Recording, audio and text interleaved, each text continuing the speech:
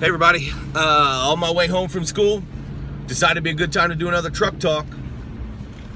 So I was giving one of my anatomy classes a difficult time, getting on them about their reliance and their dependency, their addiction to their smartphones.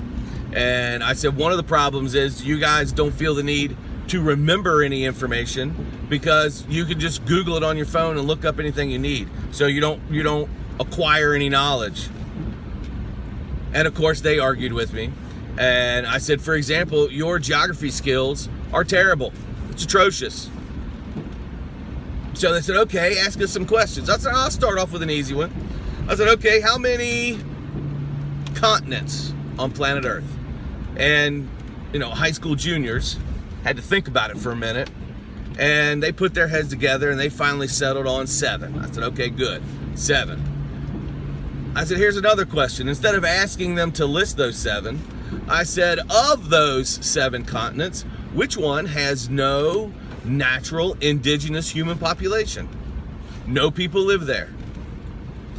So, of course, hopefully everyone realizes that would be the continent of Antarctica, way too cold, nothing but penguins living there. So you could tell they batted some ideas around and they did the bite the upper lip, look at the ceiling tile, really thinking about it kind of maneuver. And finally, this one young lady, we'll call her Maddie, says, oh, I think I know it. I said, all right, Maddie, what do you got? She says, Alaska. Alaska, the continent of Alaska. Now, Alaska's pretty big, but it's technically not a continent. It is a state, one of the 50 of the United States of America.